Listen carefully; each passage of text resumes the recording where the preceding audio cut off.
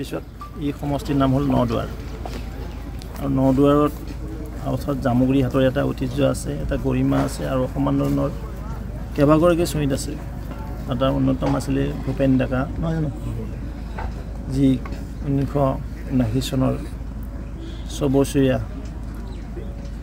ঐতিহাসিক বিদেশী বহিৰাগত এই বিদেশী বহিষ্কাৰ কৰাৰ কাৰণে যি আন্দোলনটো হৈছিল, তেজপুৰ অৰ্থাৎ শোণিতপুৰৰ অৱদান যথেষ্ট আছে এই আন্দোলনত আৰু ইয়াতো কেইবাগৰাকী শ্বহীদ হৈছিল। আৰু যিহেতু ভাৰতীয় জনতা পাৰ্টি যুৱ মৰ্চাৰ তৰফৰ পৰা প্ৰতি বছৰে 10 ডিচেম্বৰ তাৰিখটো আমি কেন্দ্ৰীয়ভাৱে শ্বহীদ দিৱস আয়োজন কৰি আছোঁ। এইবেলি নাগশংকৰ সমষ্টিত আমাৰ সন্মানীয় বিধায়ক, নাগশংকৰ নহয়, এইটো নদুৱাৰ সমষ্টিত সন্মানীয় বিধায়ক পদ্ম হাজৰিকা ডাঙৰীয়াৰ নেতৃত্বত যুৱ মৰ্চাৰ উদ্যোগত আমি কেন্দ্ৰীয়ভাৱে শ্বহীদ দিৱসটো আয়োজন কৰিছোঁ আৰু তাৰ পৰিস্থিতি বুজ লোৱাৰ কাৰণে প্ৰিপাৰেশ্যন কেনেকুৱা আছে গোটেইখিনি চোৱাৰ কাৰণে আৰু যুৱ মৰ্চাৰ আমাৰ সন্মানীয় সভাপতি ৰাকেশ দাস আৰু তেওঁলোকৰ সহযোগীসকলক উৎসাহিত কৰাৰ কাৰণে ইয়াত আজি উপস্থিত হৈছোঁ। কোন কোন উপস্থিত থাকিব কেন্দ্ৰ? ইয়াত মাননীয় মুখ্যমন্ত্ৰী মহোদয় থাকিব, কেইবাগৰাকী আমাৰ অসম চৰকাৰৰ মন্ত্ৰী, সাংসদ, লগতে আমাৰ হোষ্ট এই সমষ্টিৰ সন্মানীয় বিধায়ক, যুৱ মৰ্চাৰ নেতৃবৃন্দ, আমি সকলো উপস্থিত থাকিম।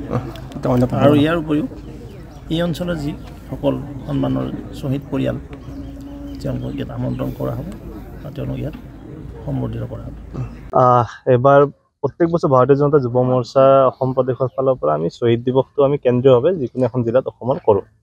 এইবাৰ মই সভাপতি হোৱাৰ পিছত মোৰ কাৰণে সৌভাগ্য যে ঐতিহ্যমণ্ডিত চতিয়া সমষ্টি আজি নদুৱাৰ সমষ্টিৰ অন্তৰ্গত জামুগুৰিৰ যি বাৰে চহৰীয়া ভাওনা খেলপথাৰ আছে, যাক আমি পকামূৰা পথাৰ বুলি জানো, তাত আমি এইবাৰ অনুষ্ঠানটো অনুষ্ঠিত কৰিম বুলি মানস কৰিছোঁ।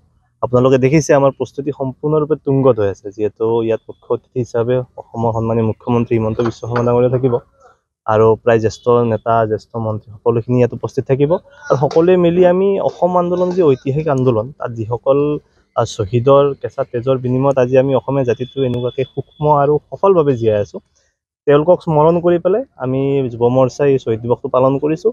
অবিভক্ত যিখন শোণিতপুৰ জিলা আছে তাৰ প্ৰায় 160টা আমাৰ পৰিয়াল আছে, শ্বহীদ পৰিয়াল, নিৰ্যাতিত পৰিয়াল, তেওঁলোকক আমি ভাৰতীয় জনতা যুৱ মৰ্চাৰ ফালৰ পৰা ইয়াত সম্বৰ্ধনা অনুষ্ঠান এটাও ৰখা হৈছে।